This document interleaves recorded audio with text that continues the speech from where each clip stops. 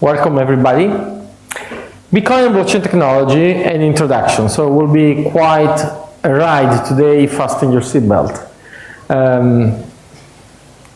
Bitcoin, everybody talks about that, blockchain, a huge hype, but really what is going to change because of Bitcoin and blockchain is not clear at all.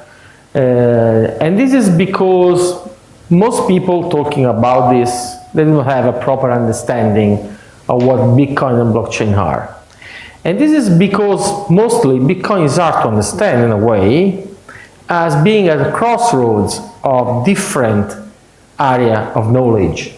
So you have cryptography, you have computer networking and distributed systems, game theory, monetary theory. So Bitcoin is more a change of paradigm, a cultural paradigm shift than a technology.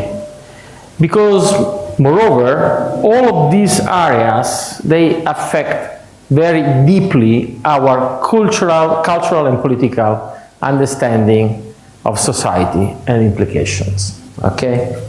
Now, the key point is that we will have quite an intense agenda, and let's go and see. Everybody knows about Bitcoin as, you know, the decentralized digital currency, not backed by any government or organization, no need for trusted third party, instantaneous peer-to-peer transaction, cryptographic security. One of the points that we will try to make it through today is that it's based also on synergic economic incentive. And so it represents possibly efficient low-cost banking for everybody everywhere. We have seen mail becoming electronic. We have seen Wikipedia displacing encyclopedias from our bookshelves. We have seen the music and the movies become liquid. Now there is the expectation that the whole financial and banking system shrinks down and enters into our smartphone. And the Bitcoin blockchain is in pole position because of that. Well, if you think about this, it's like today we can transfer data, basically unlimited amount of data with zero marginal cost. Nevertheless, if you want to transfer the few bytes representing your own wealth, well, you have to pay a fee, you have to use an intermediary that is usually available 9 to 5, Monday to Friday. It takes 2 days to reach the counterparty, or even more if you are cross-border or cross-currency. So the question is not if, but who and when will gift humanity with a global, instantaneous, free, peer-to-peer payment network. This was already forecasted by Milton Friedman, the economic prize laureate, which in 1999 said the one thing that's missing that will soon be developed is a reliable e-cash, a method whereby on the internet you can transfer funds from A to B, please note, without A knowing B or B knowing A. The way I can take a $20 bill and hand it over to you. If you wait for central bank to deliver that kind of innovation, well, the wait might be very long and frustrating.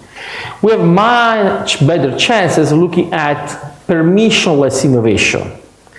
What I mean by permissionless innovation? No centralized security mechanism, no barrier to enter, no editorial control, okay? If this seems too radical, too anarchist for your tastes, please relax. I mean, this is the gentle, fast, and efficient permissionless innovation that we have seen already delivering to us email, which has not been designed by a consortium of postal agencies, or the internet per se, which has not been developed by a consortium of telcos, okay? So why a new economic transactional network system should be designed by a consortium of banks? If you ask me, I found this quite implausible. And Bitcoin, well, Bitcoin is for real. This is a transaction, December 2014, $83 million at the time, transferred with just 4 cents of fees. So this Bitcoin stuff, this Bitcoin thing, it is not a playground. I mean, this is for real. But in order to discuss it properly, we really need to figure out what is money.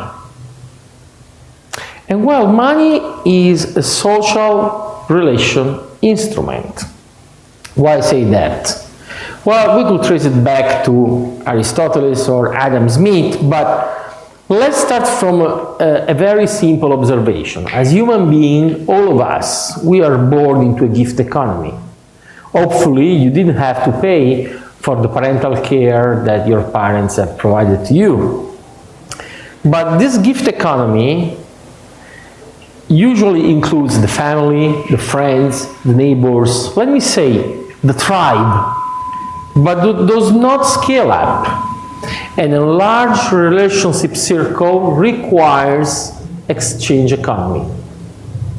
We are so social that we want to deal, we want to trade, we want to cooperate, even with people we do not trust because we do not know them, or maybe sometimes we do not trust them because we know them, but that's similar, I mean.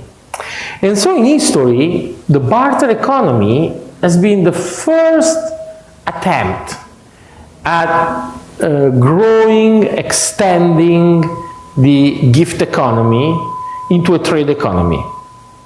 But the problem with barter is the coincidence of wants. I must need your milk today for me to accept that in return for the eggs I'm providing you, okay? So, to, in a way, disintermediate in time and space the coincidence of wants of the barter economy, we have this trade economy which is based on money as medium of exchange. Yes, we, the human being, have invented money as medium of exchange. And this should provide some kind of intellectual aid to you if you think about it deeply. Because the idea that money is a synthetic asset we have designed, we have devised in order to cooperate with people we do not trust, this is quite a powerful idea, if you ask me. And for the first time in history, we have a global digital information economy, and so we need some kind of supranational digital money for it. So let's do something quite funny, if you allow me. Let's say that we want to cram the whole history of money in just one slide, okay? Let's do it for fun. Gold has been the first commodity monetary standard. Why gold? Well, because it's scarce, because it has a pleasant color, I mean, it shines, it is highly malleable, and it's relatively easy to assess gold purity, okay? Well, nonetheless, I mean, if you're a merchant and before any transaction you need to fire up some kind of way of melting down gold and waiting for this to cool off and to assess if it is still shining, because in that case it's gold, otherwise it's not gold, that is pretty cumbersome, okay? And so we have asked usually the emperor, the king, to stamp their own face on the coin just to ensure us that the coin contains the right amount of gold. Okay? So we have empowered them with gold purity certification.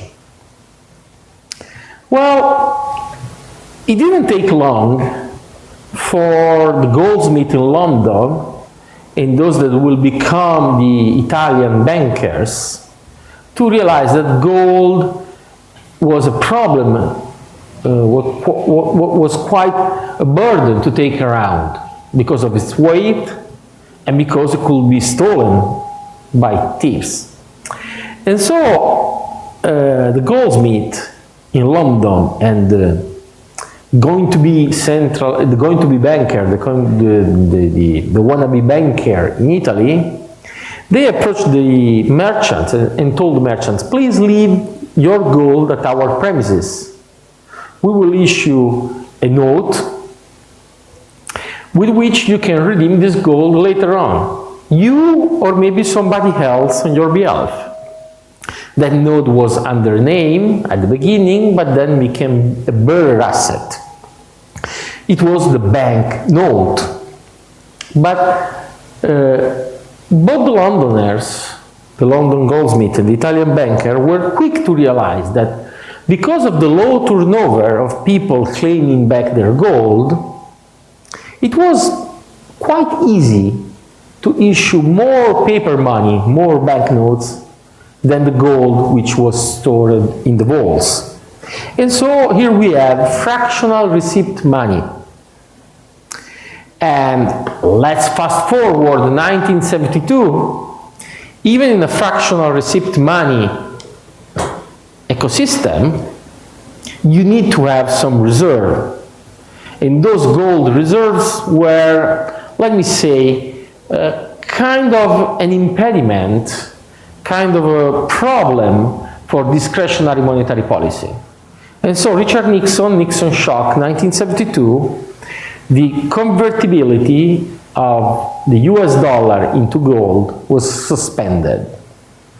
Since then, we have what is called fiat money, from the Latin word fiat. Fiat lux et lux fuit, the act of something having power, having meaning, having value, just because we decide that. Not because of any kind of intrinsic value, but just by convention, a social convention. And if you happen to disagree with that convention, I'm sorry for you, we use legal tender to coerce the inevitability of this fiat money onto you, okay? Since that, the gross US public debt, the gross US public debt has skyrocketed, as you can see in the charts. In the 70s, exponential growth. And even if you are more benign and you want to evaluate the public debt as a ratio to the GDPI, well, the chart is not comforting at all. As was said by Friedrich Hayek, the economic Nobel laureate, one of the founders of the Austrian School of Economics, he said, I don't believe we shall ever have good money again before we take the thing out of the hands of government. That is, we can take them violently out of the hands of government. All that we can do is by some sly, roundabout way introduce something that they can stop. And he was right. I mean, you should not just take a look at Zimbabwe dollar to figure out how bad has been the money government has provided us. But even the old good US dollar, in the first century, since the foundation of the Federal Reserve in 1913, has lost 96% of its purchasing power. And up to these days has lost almost 99% of its purchasing power.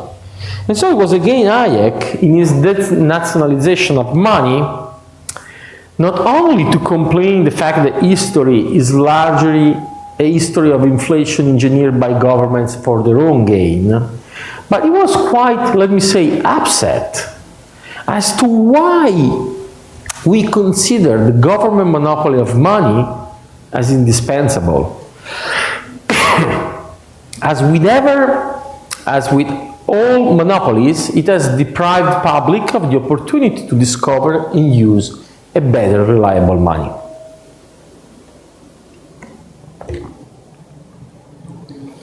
And so Hayek wish that blessed will be the day when it will be no longer from the benevolence of the government that we expect good money, but from the regard of the banks for their own interest. And, well, it has not been banks, but here we have Bitcoin.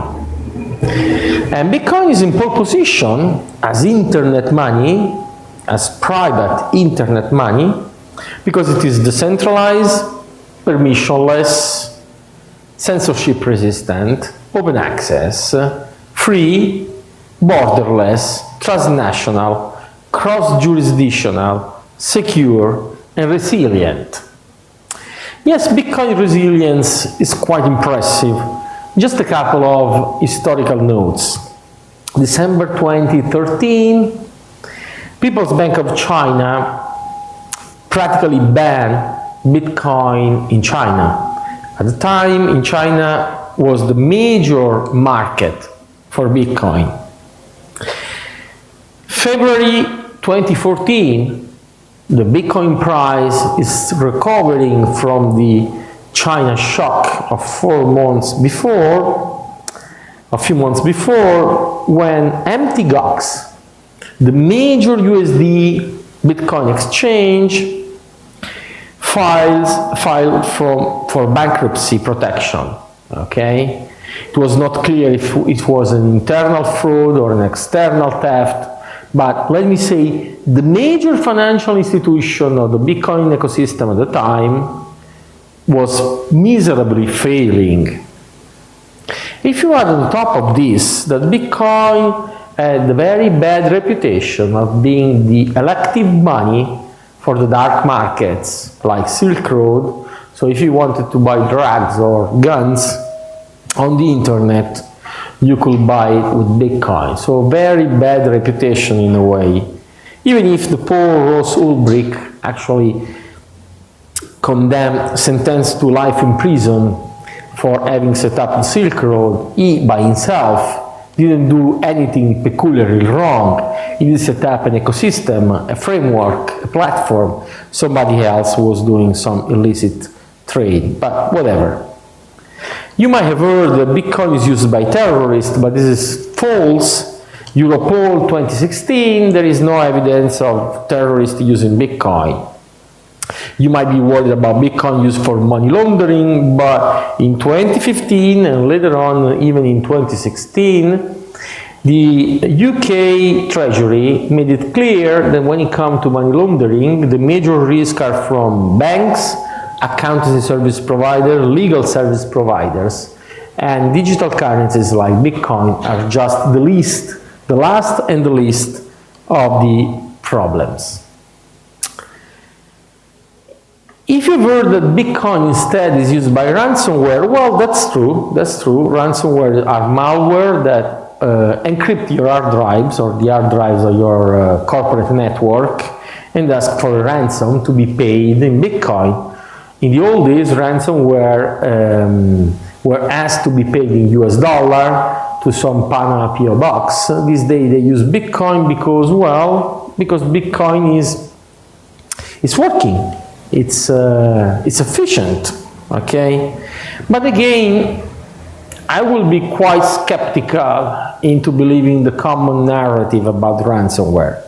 If you take a look at the WannaCry ransomware, one of the most relevant ransomware, I mean, they collected slightly more than $125,000, okay? I mean, that's not big money.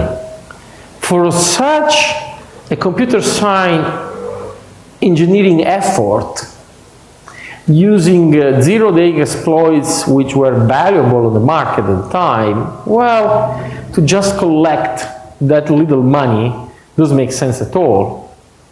And so ransomware are more likely part of a cyber war between corporates and government, well, where the real reward is stealing the data, not just encrypting the data and asking for a ransom. So is there anything else in the financial world which is just 10 years old without government or corporation backing that can lose its main market, that can see its reference financial institution to fail with fraud or theft, that has such a bad reputation, the money of the dark market, money laundering, terrorism, ransomware, and be still alive and kicking? I mean, Bitcoin resilience is really, really impressive. But Bitcoin is just the latest and probably the most brilliant attempt at designing private money. Private money is a medium of exchange which is issued by non-governmental body without any legal privilege. It doesn't need to be universally acceptable. It is enough to be accepted in a given economic community. The public demand for private monies arises from the will of fighting against nation-state money inflation, or to be part of a movement against the increasing state control of economic and personal behavior. Well, maybe somebody is looking into private money in order to conduct illegal activities, but most people just want better money. That is the main driver for private monies. And in the history of private money, a crucial role has been played by the cypherpunk movement.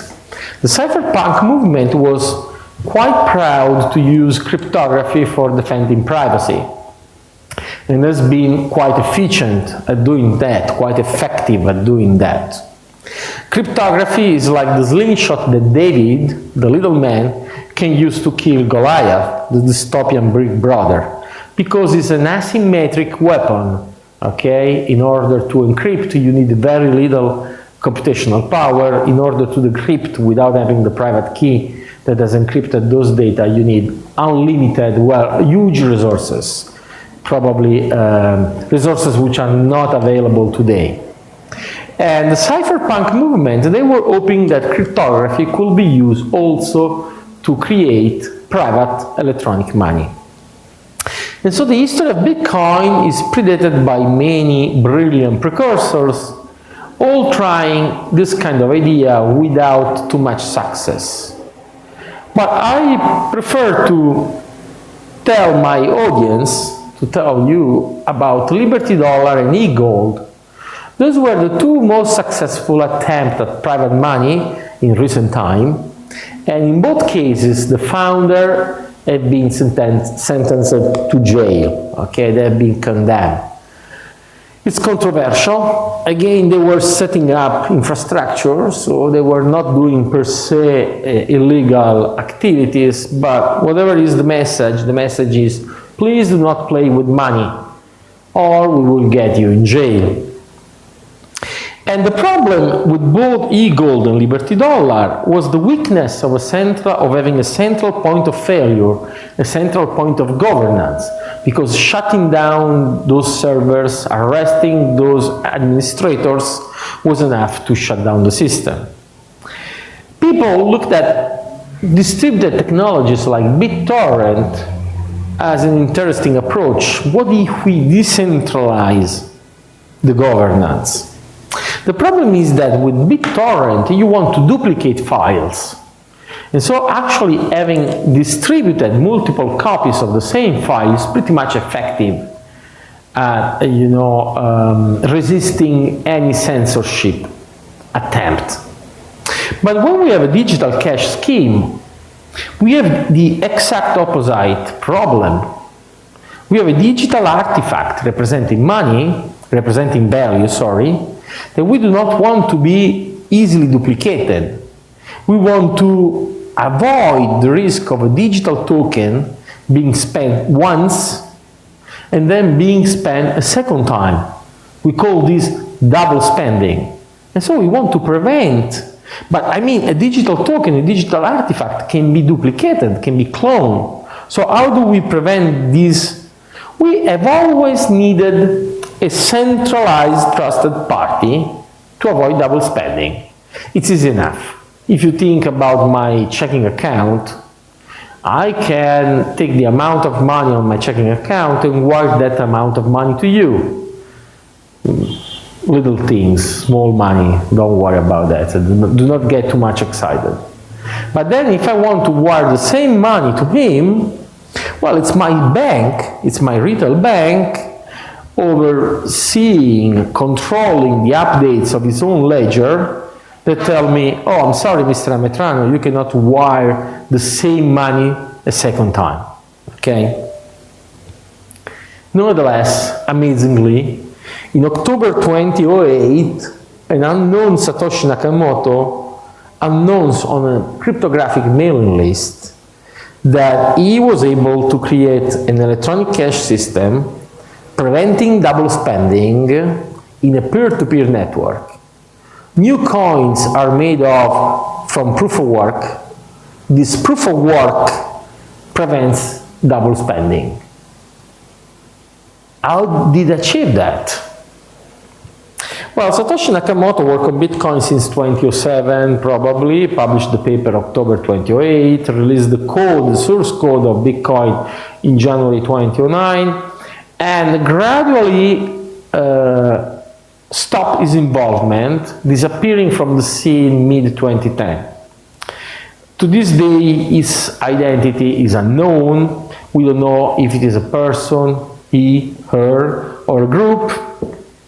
Surely is not, the poor Dorian Satoshi Nakamoto, Californian engineer that Newsweek thought it was that Satoshi Nakamoto. It surely is not the imposter con artist Craig Wright. We do not know who Satoshi is to this day. He might own about 1 million Bitcoin. He has never spent a single Bitcoin. So surely he was not in for becoming rich, or at least we have no evidence of him exploiting a potential huge wealth today. And surely he is not in for the fame because he disappeared. And the political motivation of Nakamoto, were clear, but at the same time, he was not very outspoken about that. If you look at what he has been writing in those times, you see that he says, we can win a major battle in the arms race and gain a new territory of freedom for several years. Bitcoin is very attractive to the libertarian viewpoint if we can explain it properly, but I'm better with code than with words too. And we must confess that even with code, it was not that great, but he was surely a genius. And in the first transaction, in the first entry in the Bitcoin transactional database, he quotes the headline of the Times on the 3rd of January 2009, "Chancellor on brink of second bailouts from bank." Okay, so he was fully aware of the financial crisis going on and probably saw Bitcoin as a solution to that. He released the Bitcoin source code as free software, and so that has empowered many clones of Bitcoin originating from that. But we have to face how Satoshi did solve the double spending problem. Well, first off, Bitcoin is both a protocol and a currency. With a capital B, we indicate the protocol, the software, the community. With the lower b and in plural form, even in plural form, we indicate the units of the currency. We could say that Bitcoins are sent using the Bitcoin protocol. Bitcoins are the native digital asset intrinsic to the Bitcoin protocol. Okay, this is all relevant. The protocol is all about a distributed public ledger of transaction, which is shared with peer-to-peer technology, and it is massively duplicated across network nodes.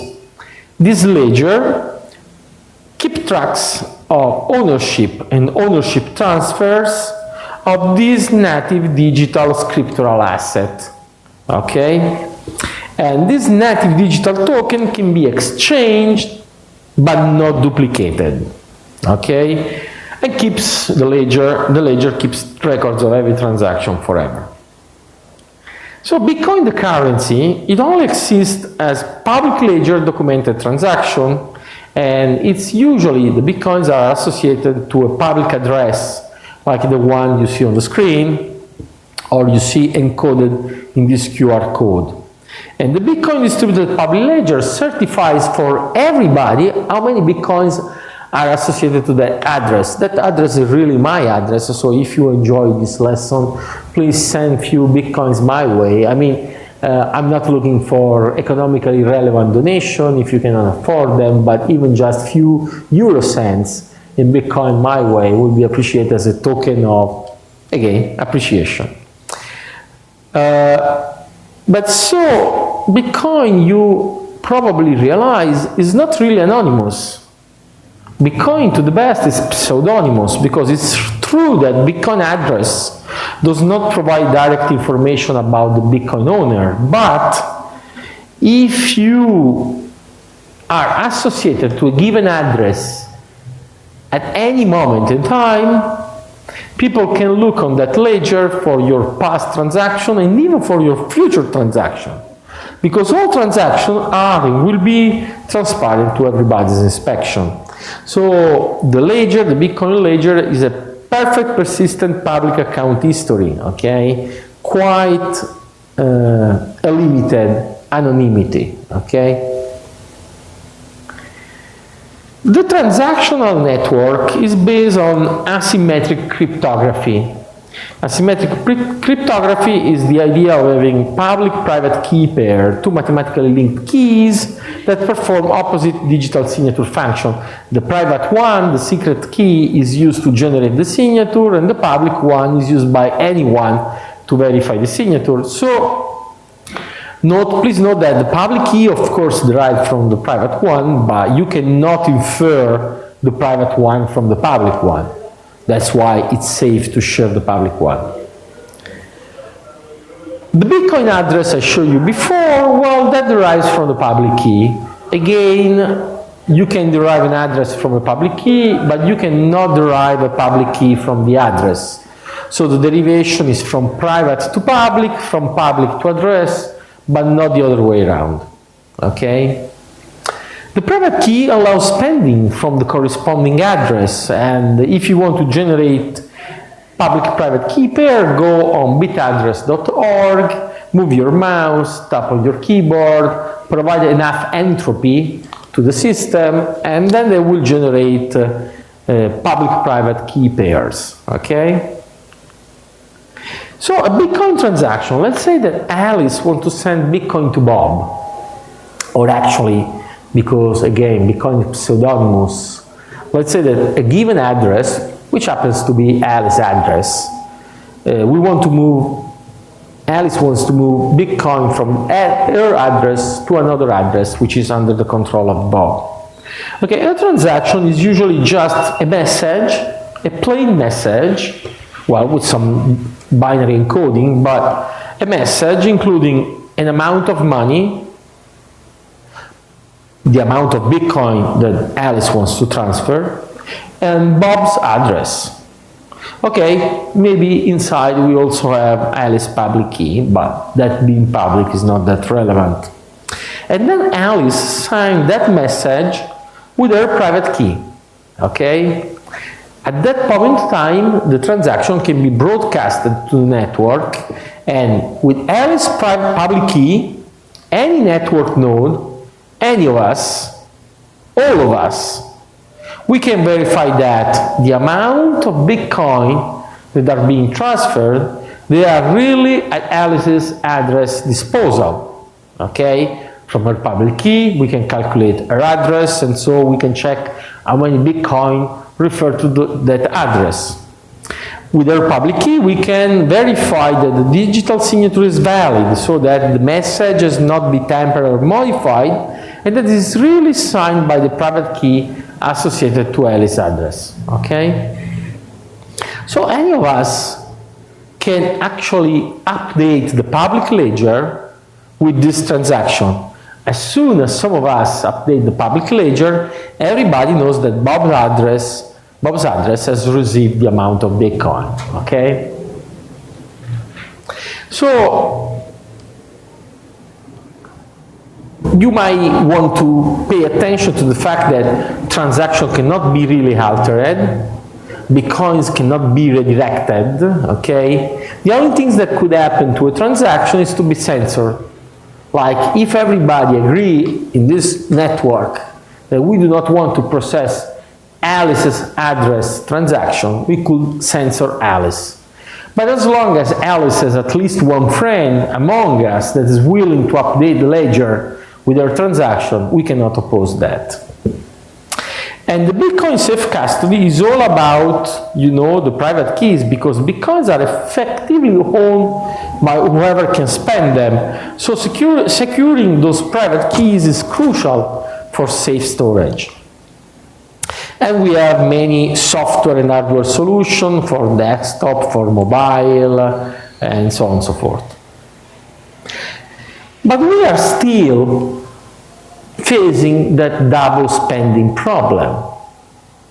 Because what is crucial about Bitcoin is not the ability of transfer values in digital means, that has been possible for decades, but how in Bitcoin we avoid that digital token, being a file that can be duplicated, is not spent twice. How can we avoid that Alice send that amount of Bitcoin to Bob and then those same Bitcoins to Carol?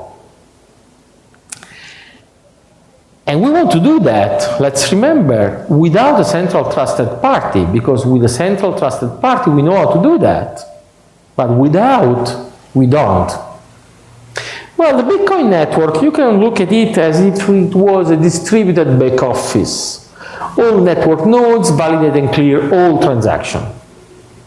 There are some special nodes called mining nodes which provide the additional computational power required for transaction settlement, okay?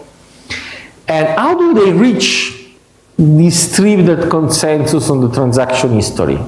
This is a very hard problem, but because in a distributed asynchronous network, there is a computer science result that proves that achieving distributed consensus is impossible. What do I mean by that? Well, let's make it easy. Let's assume that we are in a synchronous network, different from what we are right now, okay? I'm speaking, all of you at the same time, you listen to me. But if you were in a synchronous network, we could only talk to each other on a one-by-one basis, okay? So let's assume that we are in a synchronous network, we can only talk on a one-by-one basis. And we want to reach consensus on a simple Boolean logical variable, true, false, okay? And I told to you true.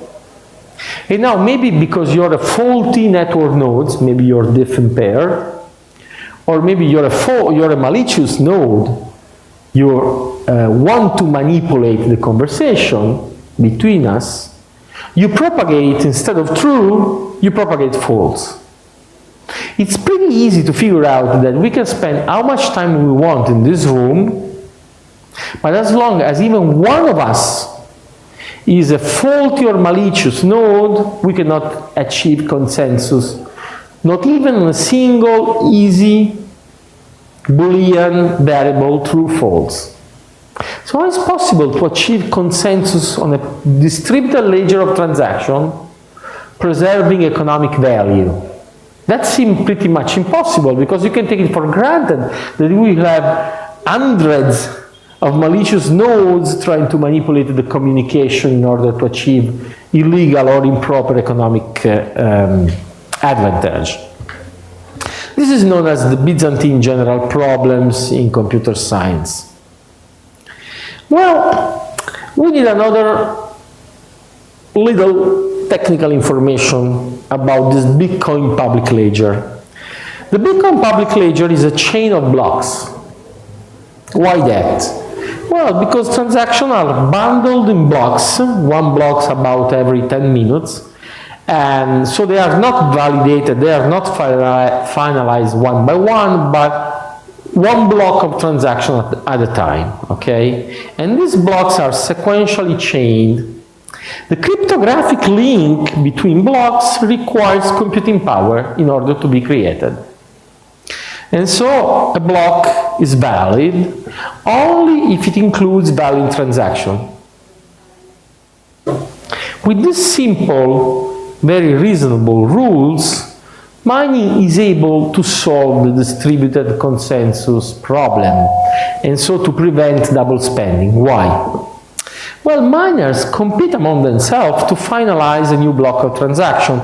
They compete because the winner, the one providing the proof of work for the finalization of a new block, is rewarded with the issuance of new Bitcoin in a very special, peculiar, so-called coin-based transaction that is included in that same block as first transaction.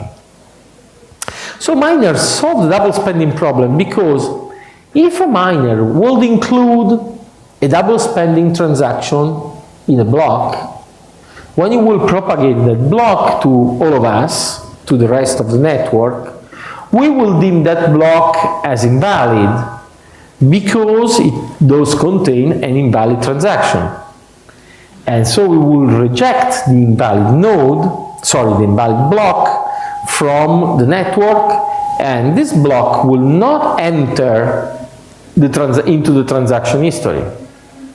But if we reject that block, we are also rejecting the Bitcoin reward included in that block as coin-based transaction. And so the winning miner would have been kind of wasted his work. And so he has economic incentive to be honest. Finalizing a block costs a lot of energy, a lot of effort. So if you do that, you better do it honestly, because otherwise the rest of the network will reject your work and you will not be compensated.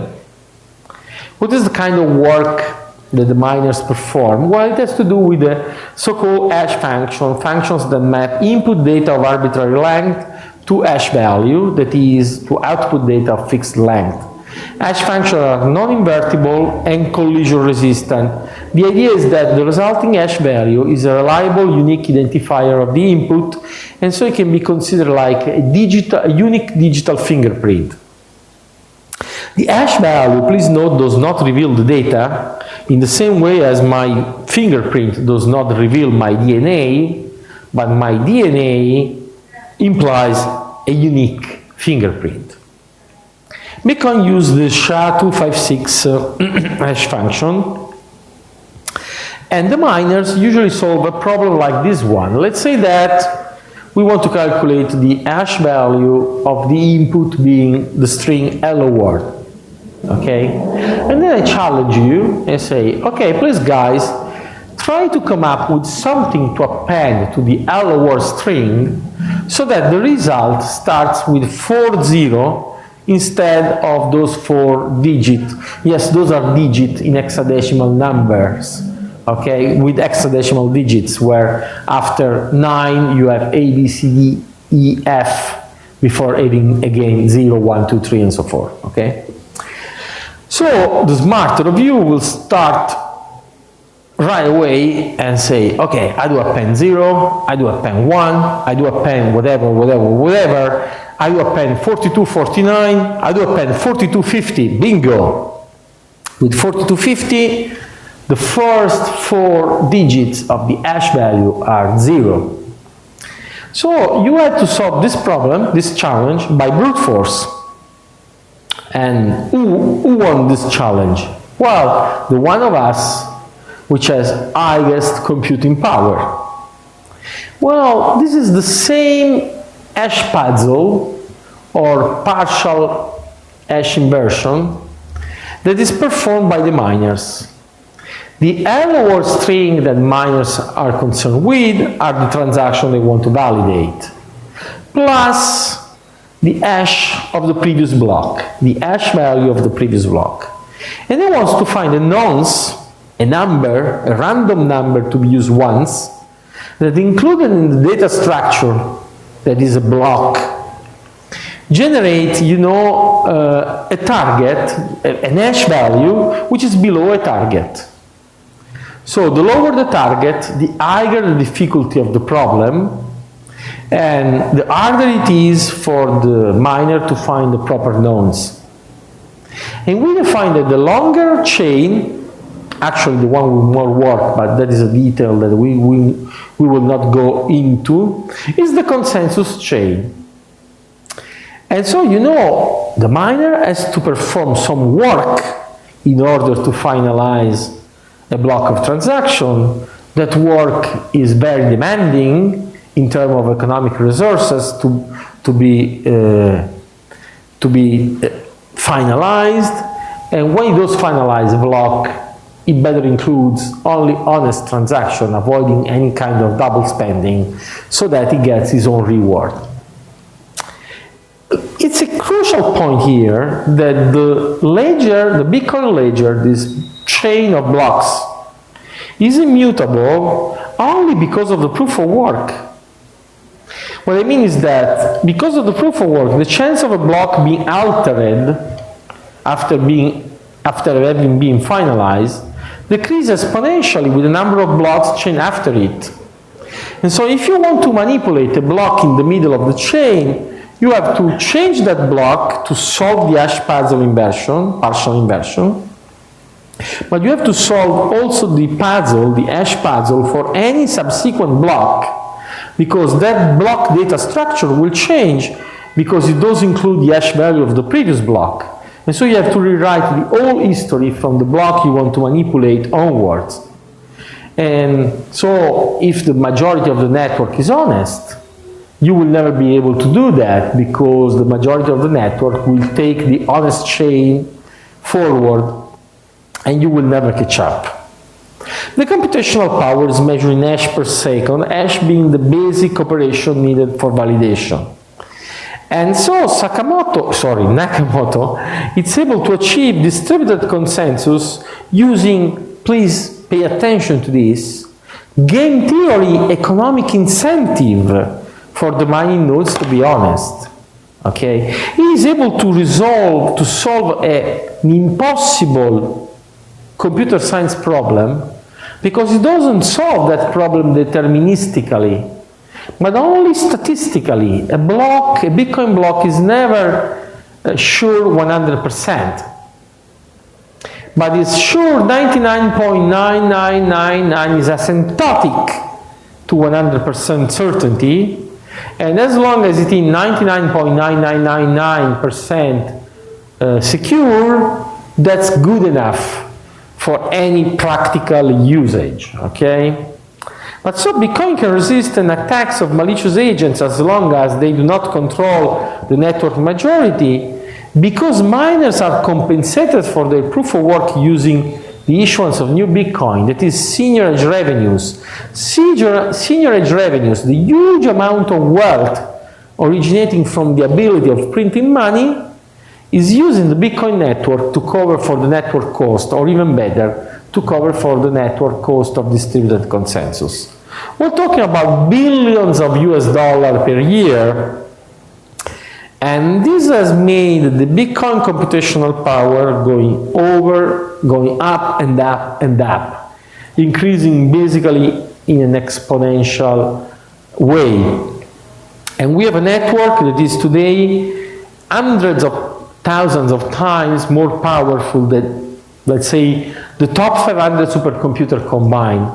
Oh, well, the top 500 supercomputer, they are general hardware. They can do any kind of computation. But when it comes to computing the hash value, well, the Bitcoin network is much more powerful. We are in front of probably the most secure network in the history. There is no financial or military network of comparable security. And to manipulate the blocks, the history of this network, you need, well, the 51% of the computational power. Well, maybe the 33%, but we skip details or finer details. The key point is that, as you can see on a log scale, the total network hash rate has been growing exponentially. The growth in computational power of the Bitcoin network has been driven by the search, of course, of lower power consumption and higher hash rate. So in the old days, people were using CPUs, and then they moved to GPUs, and then to special purpose energy efficient hardware like FPGAs, and these days it's a matter of ASICs, application-specific integrated circuit, hardware designed and manufactured for the specific purpose of calculating SHA-256 hash function. This has triggered this virtuous cycle of mining reward, the seigniorage revenue, the coin-based transaction being economically interesting and appealing for a lot of people to compete for that kind of reward, increasing the hash power of the Bitcoin network, which in turn make the Bitcoin security higher or greater, which in turn prompt an appreciation of the Bitcoin price, which in turn makes the mining reward more interesting in terms of economic purchasing power. And so the cycle goes on and on. It's 10 years now. Now let's try to move to the core of our introduction to Bitcoin. Well, you might think that because of increasing computational power, the blocks of transaction are arriving faster and faster. No, this is not the case because the difficulty of the proof of work is dynamically adapted about every 2 weeks to the overall available computing power. And this is done in order to ensure that we have one block about every 10 minutes. It's a stochastic process, so you can see we can have blocks few seconds after the previous one or 40 plus minutes after the previous one, but on average we have one block every 10 minutes. This is all relevant because the Bitcoin monetary rule is fully described by that. We have 50 new Bitcoins per block every 10 minutes. Well, actually the quantity is halving every 4 years, so right now we are already in the 12.5 Bitcoin per block era. And this is the only way new Bitcoins are released. It is called mining because of the similarity with the progressive scarcity of gold extraction. And this is a supply completely free of any discretionary intervention. So this is the monetary policy of Bitcoin, a completely inelastic supply, okay? It's inelastic, does not adapt to to demand. Bitcoin issued at a deterministic decreasing rate. We are over 18 million Bitcoin right now. We will reach 97% of all Bitcoin by 2029. And the last fraction of Bitcoin, the last 100 millionth Bitcoin named Satoshi, in honor, of course, of Satoshi Nakamoto, will be around 2140. And what happened after 2140? Well, first off, I'm sorry to break the news, but we will be all dead. Okay, but okay, jokes aside, your question deserves a proper answer. Let's say that we are already gradually switching over to a fee-based system. As block space is limited, the market is already requiring a growing Satoshi per byte fee for transaction. And so we might transition from a seigniorage-based network to a fee-based network. After all, it's only natural that transacting on the most secure network in the world will command high fees. Or we might switch to a different paradigm. We have about 120 years to evaluate alternative solutions, even if those are not easy to achieve. But so, and here we are to the most relevant point of our initial talk. What makes Bitcoin special? Well, not the fact of being digital or scriptural. Yes, we know it only exists as validated transaction. It is an asset, not a liability. It's a bearer instrument. If you lose the private key that controls your Bitcoin, nobody can help you in recovering those Bitcoins. Bitcoins can be transferred but not duplicated. That is, it can be spent but not double spent. And this is again is another incredible result. I hope you appreciate that, because probably if you ask people, they are still convinced that anything digital can be duplicated. But this is not the case for Bitcoin. It is scarce in digital realm as nothing else before. It mimics the gold monetary policy of progressive scarcity. So Bitcoin is, or at least wants to be, digital gold, the digital equivalent of gold. Please note a digital gold with a secure and censorable embedded settlement network. So Bitcoin is more a crypto commodity than a cryptocurrency, and this is the groundbreaking achievement by Satoshi Nakamoto. Bitcoin, not blockchain technology. If you think for a moment about the role of physical gold in the history of civilization, money and finance, you appreciate that the digital equivalent of gold could be really disruptive in the current digital civilization and the future of money and finance. Bitcoin could be the new global reserve asset. And so, if you ask me, it is really disconcerting that people are still continuously underestimating Bitcoin. I don't know why people are skeptical. They should not be skeptical. I mean, let's assume that an alien arrives in this room, okay? And he wants to investigate our kind of money, and so you explain to him traditional fiat money, and I will explain to him Bitcoin. Okay, I start noting that your money has no intrinsic value. You say, okay, but really, Ferdinando, there is a social contract behind, it has legal tender. And you counterattack and you say, even Bitcoin has no intrinsic value. And I say, you're right, but it's digital gold, scarcity in digital domain. Okay, we're even. Let's start over again. Then I point the alien's attention to the fact that your currency security is based on paper and ink, while my currency security is based on math and cryptography.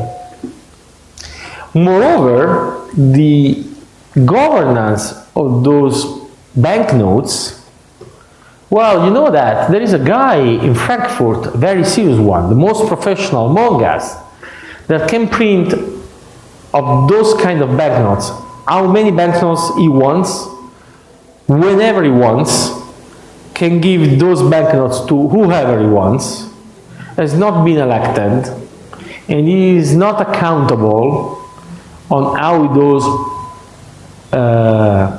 execute his mandate, okay? Instead, I made the alien aware of the algorithmic governance of Bitcoin. We don't go now into technical details about, you know, the assumption of being able to govern the monetary base using interest rate, which has been failing in the last few years. We have seen negative rates. Negative rates is the end, is the death of the Winkesian interest rate approach. Instead, Bitcoin is not using interest rate, but it has deterministic supply. Last but not least, I will make the alien aware that while my Bitcoins are available as free no binding choice, your euros or US dollars, they are coerced upon everybody with legal tender. Okay, so it's a matter of coercion versus freedom. I will leave to you to figure out what will be the alien's opinion in this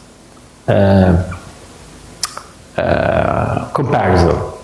Okay, we have very different opinion about Bitcoin. I mean, Greenspan say that Bitcoin is a bubble, it has to have intrinsic value. Oh, please, Mr. Greenspan, what is the intrinsic value of the US dollar? But he keeps saying you have to really stretch your imagination to infer what the intrinsic value of Bitcoin is. Okay. On the other hand, you have the former CEO of Goldman Sachs, Lloyd Blankfein, which is much smarter, okay? It starts very low profile. The list of things that are conventional today that I use every day that I thought will never make it is a very long list. If Bitcoin works, I will say to myself, maybe that was a natural progression from hard money to fiat money to consensus money. Please pay attention to the words. In the same way as in 1972, there was some controversy about moving from hard money, money backed by gold, to fiat money, Blankman is saying that today there might be some controversy in moving from fiat money to consensus money. But he does use the right word, consensus money. Consensus, as we all say in the natural language, money we all agree upon, but consensus also in the sense of distributed consensus. So he is very well aware of what is going on. But let me take another economic Nobel Prize into our discussion, okay, Schelling. The Schelling point or focal point is his major contribution to game theory. What is a focal point? What is a Schelling point? Is the focal point for each person's expectation of what the other expects him to expect, to be expected to do. Are you lost? I was the first time. But it's easy to understand. Let's imagine about two people unable to communicate, which are urged to select a square among a series of similar squares, and they are rewarded only if they select the same square. If the series of squares is huge, it's relevant, even just 5 squares, the chances of both of them, without coordination, without communication, to select the same one are very little. Nonetheless, if they will pick up the same one, they will benefit tremendously. Maybe they are in jail and they will be free. But what if I show you these squares? What will be the square you will select, even if you cannot coordinate with your peers into selecting the same one, assuming that if we select the same one, we will all benefit. We do not have to coordinate. We will select the red one. Why that? Because we will look for a choice that might seem more natural, special, or relevant. Well, Bitcoin is the Schelling point of consensus money. If you invest a decent amount of time into understanding money and understanding Bitcoin, you figure out that choosing Bitcoin as money for the future is the most sensible choice we can do to maximize our benefit. You will say, well, Bitcoin transactions are not taking off. Well, you're right. I mean, even if they wanted to take off, they could not for real, because Bitcoin can sustain 7 transactions per second. Okay, there are second layer solutions like Lightning Network or sidechain that could scale up. But the real point is that, I mean, to use Bitcoin as money is not really smart. I mean, whoever has bought 2 pizzas in 2010 for 10,000 Bitcoins, that is, at the current exchange rate, $40 million, I really hope those pizzas were very great, very, very good. But it's not just a Metrano saying that. It's all fine. December 2010, the ultimate fate of Bitcoin is to serve a reserve currency, not to be used as money, not to be used as transactional money. Why that? Well, I mean, the problem of Bitcoin is about money being a numeraire, money being a unit of account. Money is the unit of account against which we value every other good, okay? Now, the price system measures the value of goods relative to the value of money. It's like, you know, the linear meter. Could you imagine if the linear meter one day will get longer and the day after will shrink down, and we as crazy guy going around measuring length and distances, updating length and distances? Well, this is exactly what we do in the price system, because prices change not just because the goods change in value, but because the meter, the unit of account which we use to measure their value, change itself in value. So good money should instead provide stable prices to best perform its role as unit of account. Money has to perform at least 3 roles. Medium of exchange, so it has to be swappable, fungible, portable, divisible, recognizable, resistant to counterfeiting. Well, live cattle is not good money. You know why? Well, if you take a sheep and you divide the sheep in 2, before or after the division, the utility function of the sheep is very different. Even diamonds, they are not good money, because if you divide a diamond in 2 halves, the 2 halves are not worth as much as the unit they came from. Okay? Well, Bitcoin is the best medium of exchange we have ever seen. Store of value. Please note that I crossed out stable value. I'm talking about store of value, not about the stability of value. So store of value means that money must be reliably saved, stored, and retrieved. While retaining usefulness over time, it has to maintain its storage properties, it has to be non-perishable or with a very low preservation cost. Well, again, live cattle is not good because cattle dies. Diamonds, well, diamonds, as they say, they are forever. So great store of value.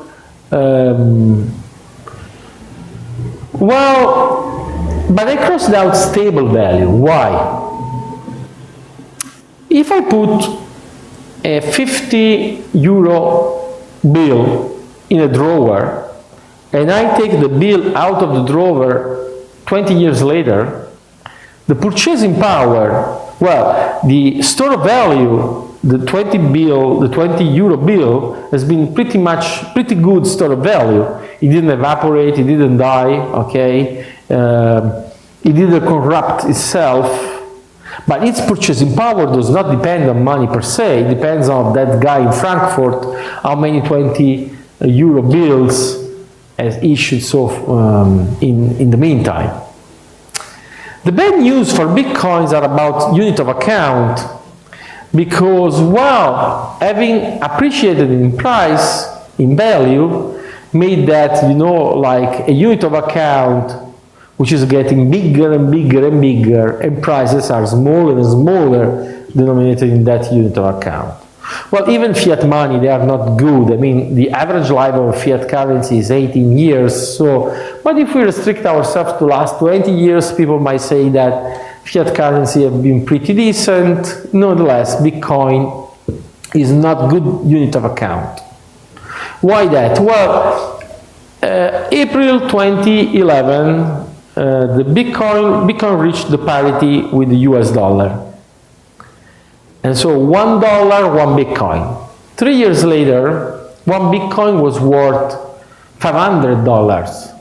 So whatever you were able to buy 3 years before with $1, you could buy 3 years later with $1.06, 2% inflation per year, good work by the Fed, or with 1/500th of Bitcoin, okay? Which was exciting if you were an investor, but this practically prevents salaries, mortgages, no stable purchasing power, no forward prices. So successful at getting rid of a centralized monetary authority, Bitcoin has given up the flexibility of an elastic supply of money. But this is not a problem, because Bitcoin is not money. Bitcoin is the digital equivalent of gold. And so I will read on the left. Please read on the right and compare Bitcoin with gold. Gold adoption has not been centrally planned. Gold has been used as the most successful form of money for centuries. Money has bootstrapped all monetary systems we know of. It has been surpassed by other kinds of money without becoming obsolete. This is exactly what is happening to Bitcoin right now. To the point of Bitcoin not being loved the same way as gold is not loved. You would say, oh, well, everybody loves gold. No, that's not the truth. 1933, the Gold Act was forbidding the hoarding of gold coin, gold bullion, and gold certificate within the continental United States. Okay? So the democratic United States were banning gold possession in 1933. A very young Alan Greenspan, you know, he was used to be sincere at that time, he was not expecting to become a Federal Reserve chairman, deficit spending is simply a scheme for the confiscation of wealth. Gold stands in the way of this insidious process. It stands as a protector of property rights. If one grasps this, one has no difficulty in understanding the statist antagonism toward the gold standard. And we have already been discussing 1972, the Nixon shock of unilateral cancellation of the convertibility of the United States dollar to gold.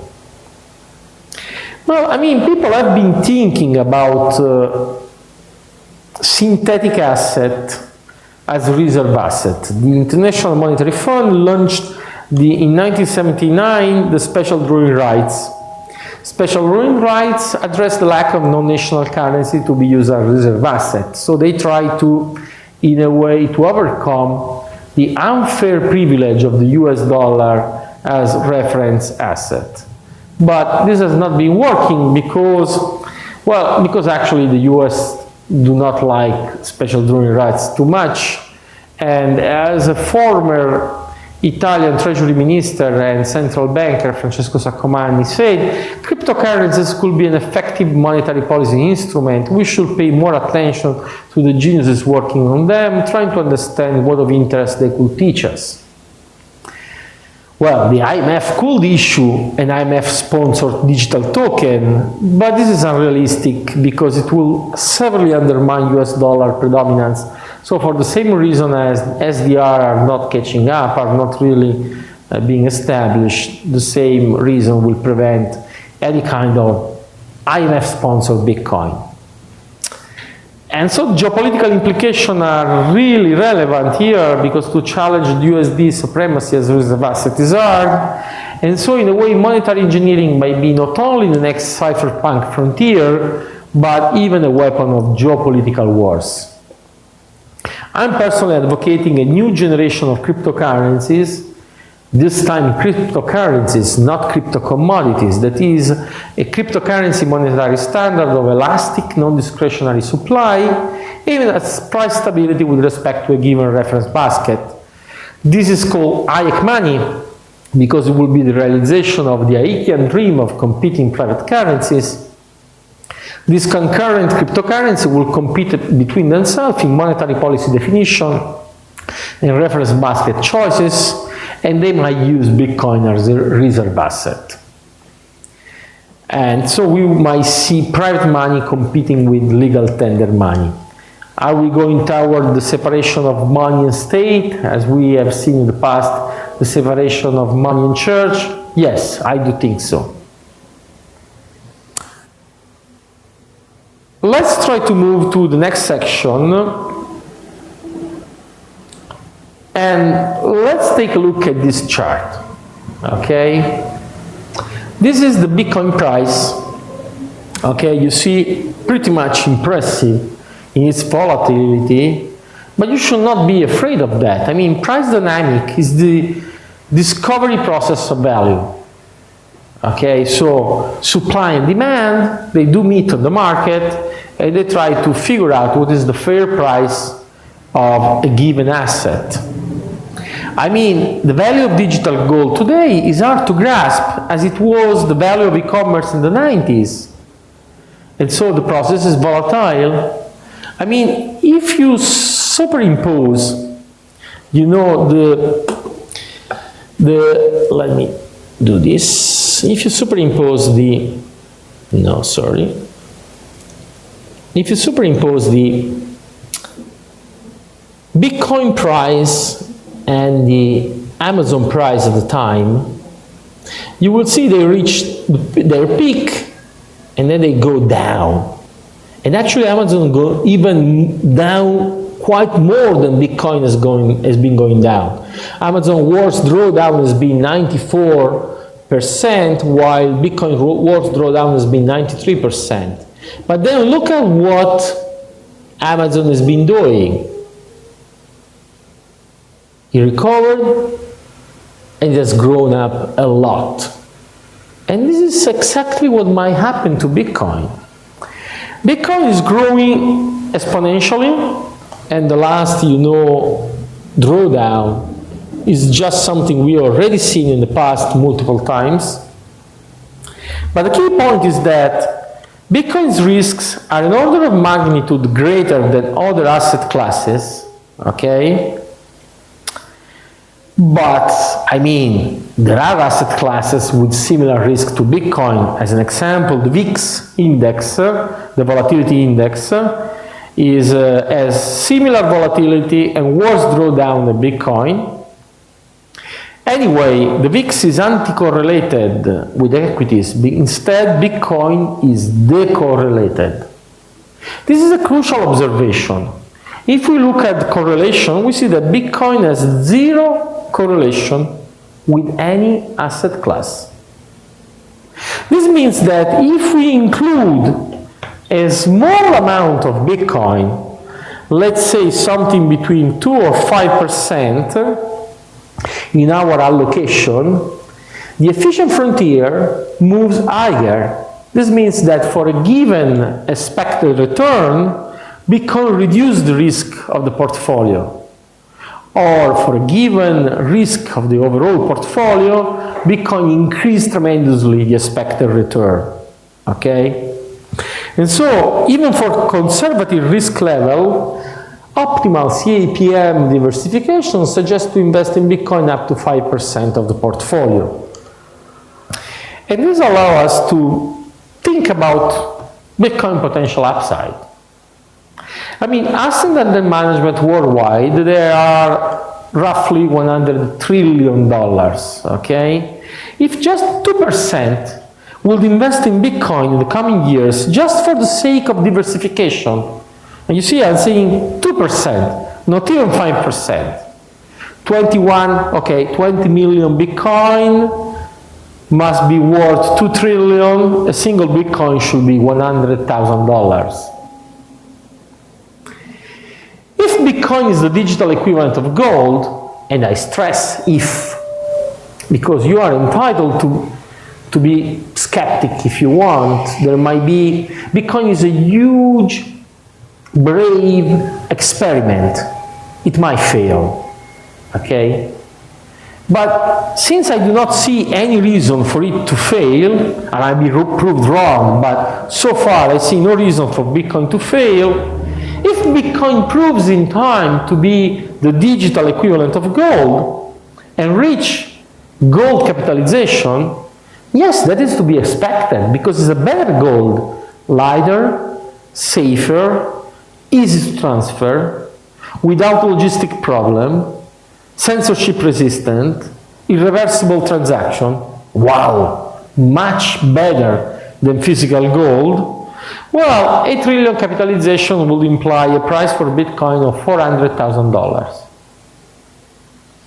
One more consideration. Okay, Metcalfe's law. Metcalfe said that the value of a network is proportional to the square of the number of users.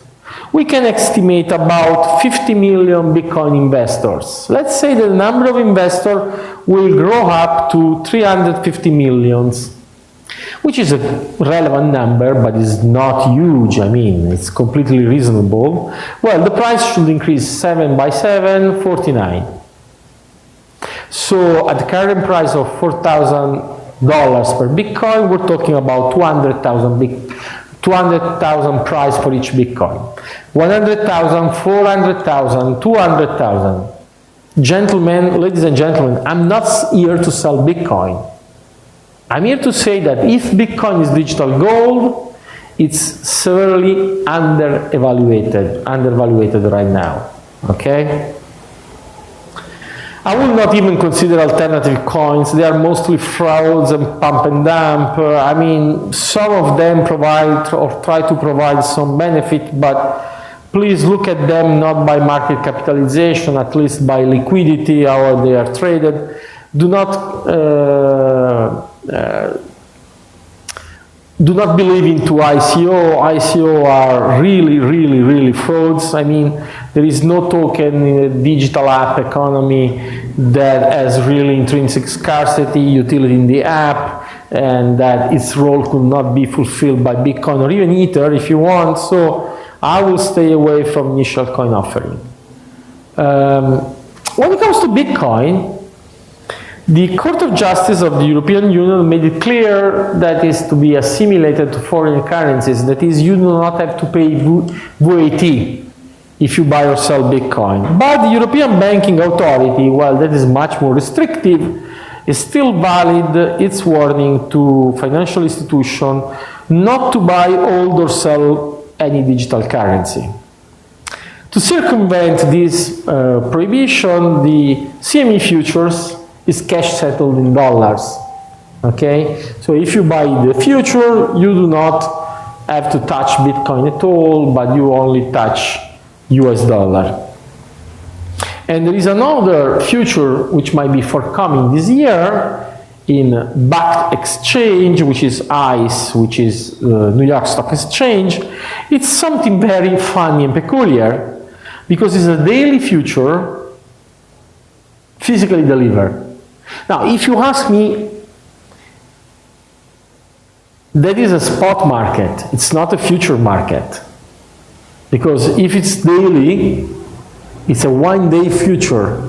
And if it is physically delivered, I'm just buying Bitcoin tomorrow. So it's not a future contract, a futures contract. It's not a forward contract. It's just that, like, Bitcoin has a one-day settlement.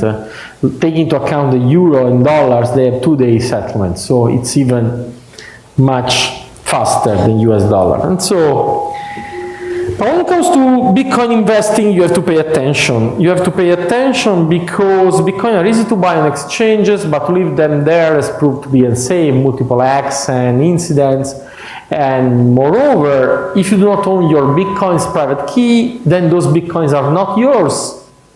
They are owned by whoever can effectively spend them. So Bitcoin is all about financial sovereignty, be your own bank. Unfortunately, Bitcoin self-storage is quite technical for the time being. It's like sending an emails in the late 90s. Was not something everybody was able to do. This day everybody is able to send an email. Well, similarly today, to provide safe storage for your Bitcoin today can be quite technical.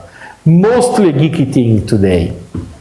And so, especially if you are an institutional investor or a high net worth individual, you might be better off using intermediaries. What do I mean? Well, institutional investor, safe custody of digital assets is not their business or core competence, and they are often forbidden from owning their own asset directly. If you are a high net worth individual, you should be afraid of coercion, violence, ransom, and so in that case, shielded possession is suggested. I mean, you might have your jewelry at home, but even if your jewelry is too much, you usually have a safe in a bank, or if you have, large quantities of gold bullions, you store them in a very safe vault. So the need for digital gold intermediaries and vaults is exploding. Funds and custodians and professional intermediaries can be better equipped at efficient custodian selection. So the idea is that finance does not need blockchain, and we will talk about that in the next lessons, but the blockchain economy needs financial services. We have futures, but we may want to have options, custodian services, ETF, and finance should not repeat the mistake by Kodak, BlackBerry, or Blockbuster, which haven't seen disruptive innovation coming, okay? And the entertainment industry has wasted its resources fighting MP3s and peer-to-peer sharing, so now we buy music and movies from iTunes, Google Play, Amazon, not Sony Universal, okay? But what about blockchain without Bitcoin? Yes, because there are big companies desperately hoping for blockchain without Bitcoin. And Mark Andreessen said that this is exactly like in 1994, can we please have online without internet? Yes, I know it's hard today to understand, but at that time corporate wanted to go online, but not on the internet. It was the so-called walled garden model. The control access to web contents and services offered in the late 90s and later on by CompuServe, AOL, and Microsoft. The corporates wanted to go online, but not in a wild and regulated internet because it was populated by anonymous agents. There were huge risks. Please note that those risks were for real. But we have eventually realized that the perceived risks, which are real, are outweighed by benefits, okay? So, but if you want a blockchain without Bitcoin, what is a blockchain? Let's keep the technical definition and let's focus on its functional definition. It's an append-only sequential data structure. New blocks can only be appended at the end of the chain. To change a block in the middle of the chain, all subsequent block needs to be changed. So it's very inefficient if you compare it to a relational database. But if you have a blockchain without an intrinsic native digital asset, does this make sense? Well, we already made it clear that you cannot reach distributed consensus if you do not have a native digital asset. But let's look at this problem from another angle and let's reach the same conclusion. If you have no Bitcoin, if you have no native digital asset intrinsic to a blockchain technology, you have no asset available to rewards miner. So you have to appoint validator officials to validate your transaction. So you need a central governance. But if you have a central governance, why should you use a blockchain that is a subpar data structure instead of a database? This huge misunderstanding mostly originates from this infamous economist cover. Blockchain, not Bitcoin, will prove revolutionary in banking. I love to quote Confucius on this. When a wise man points at the moon, the fool examines the finger. And I say that here the moon is Bitcoin and the finger is blockchain. I even told that on Finextra, and when as a banker at the time I declared that blockchain is a native digital asset, that video interview went viral. It was the most watched interview on the Finextra website for 1 year. I was just saying something very plain and simple, but sounded like, a revolutionary discovery. Why finance is fascinated with blockchain? Well, because blockchain transactions are immediately validated and cleared, and then settled shortly thereafter, without a central authority. But in financial world, we have a similar efficient transaction. You know which one? It's the cash transaction. I hand you a 10 euro note, you validate the 10 euro note immediately, you clear the fact that I do have that note, you take the note and the transaction is finalized. Pretty easy and efficient, without a central authority. Moreover, we have financial transactions that takes nanoseconds to execute. Equity trading, algorithmic equity trading. And then those transactions requires days to clear and settle. Why is that the case? It's definitely not a technological problem. The point is that consensus by reconciliation of multiple independent ledgers, because we want to be able to enforce checks and balances to allow for prescription, correction, and restriction. That is the problem. It's a process. It's the consensus by reconciliation that is inefficient. It's not a technological problem we have. You say, oh, well, but blockchain transactions are cheap. Oh, no. If you have followed my exposition, my slides, you know that if you include the seigniorage values, the seigniorage revenues into account, a single Bitcoin blockchain transaction costs about $10. So it's not cheap at all. Cheaper form of consensus has not been proven yet. We have Nakamoto distributed consensus, we have centralized consensus, almost nothing in the middle. And please do not consider bilateral consensus, because there are vendors advertising bilateral consensus as blockchain. I mean, bilateral consensus is just the act of signing a contract between two counterparties. If the signature is digital, if the contract is digital, that doesn't mean that that bilateral signing of a contract all of a sudden becomes a blockchain. But you might say, oh, what, the idea of having a single shared ledger, a single shared data set, it's tempting, because if we had just one single data source, we could avoid reconciliation. But again, without a central governance node, how will we manage priorities between conflicting updates? Which consensus model?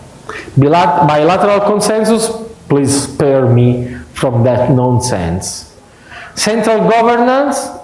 In that case, we are back to a database admin. Moreover, what if the single authoritative data source is hacked? In that case, we have no recourse system. There is no alternative reference that could be used to fix what we have deemed to be the reference ledger. So, people looking for blockchain without Bitcoin, they might be looking actually for cryptography, not blockchain, because it's like in the nuclear explosion of Bitcoin, applied cryptography is like the radioactive fallout. It can be used to harden existing business processes. I call them databases on cryptographic steroids, evolutionary, non-disruptive technology. And we might see that in action going beyond Bitcoin. Yes, because there is a blockchain beyond Bitcoin, even if there is no blockchain without Bitcoin, as Andreas Antonopoulos said. What I'm referring to is timestamping, okay? You're all familiar with a timestamp that proves that some data existed prior to some point in time. Usually we achieve that with a postmark. Law requires dates to be certified by public officials and notary service, and for digital documents, timestamping is usually based on digital signature by certification authorities. We can even use blockchain as timestamping certification authority. How? Let's say we have a data file, and we calculate the hash value of that data file. So we come up with the, in a way, digital fingerprint unique for that data file. And we take that output, the hash value, and put it into a blockchain transaction, into a Bitcoin transaction, which enters into a block time T2. So the block at time T2 also includes in its data structure our hash value. Later on, down the road, we can prove to a third party that our data file existed at T2 because we have kind of timestamped it at time T2. Please note that we didn't have to make the document public. We only made public is hash value. What we have timestamped is the hash value, and implicitly so the document. Okay? So blockchain immutability provides timestamping, proving that data file existence at that moment in time, that specific status. Yes, because we have already learned that even if we change a small thing, a small bit in the data file, the hash value will be completely different. Timestamping is notarization. Notarization has been standardized to allow for third-party readability and is suitable for regulatory prescription, especially in the standard known as open timestamp. which is efficient because it provides aggregation of document, and so multiple documents can be attested with a single blockchain transaction. It's not just about time-stamping documents. We can even take any network and periodically time-stamping its status into the Bitcoin blockchain. And so in a way, it's like the Bitcoin seigniorage revenues will be providing security for all transactional networks, not just the Bitcoin one. Okay? And miner could be seen in the future as global outsourced decentralized security. In a way, let me conclude that what jewelry is for gold, notarization could be for Bitcoin. Not essential at all, but pretty much effective at leveraging gold's beauty. And so here we are. I will leave you with some bibliographic resources and a few takeaways. Bitcoin and blockchain, well, we are not talking about the technology, we are talking about a cultural paradigm shift instead. Bitcoin solves the double spending problem, solves the distributed consensus problem, allowing for shifting from central security paradigm to decentralized security paradigm. Bitcoin is the digital equivalent of gold. As such, is relevant, can be as relevant as gold for the history of civilization, the future of money and finance. It is already bootstrapping new monetary system. And because it doesn't have correlation, it has zero correlation with other asset class, Bitcoin investing is a rational diversification. Blockchain is mostly just hype. There is no blockchain without Bitcoin, but there is a blockchain beyond Bitcoin, notarization. The blockchain economy needs financial services for its digital gold. It's not true vice versa. Be your own bank if you can. Your Bitcoins are yours only if you control the private keys. If you cannot be your own bank, please resort to reputed professionals for intermediation and custody. Thank you very much. Are there any questions from online? Okay, we're done for today. See you tomorrow. Bye.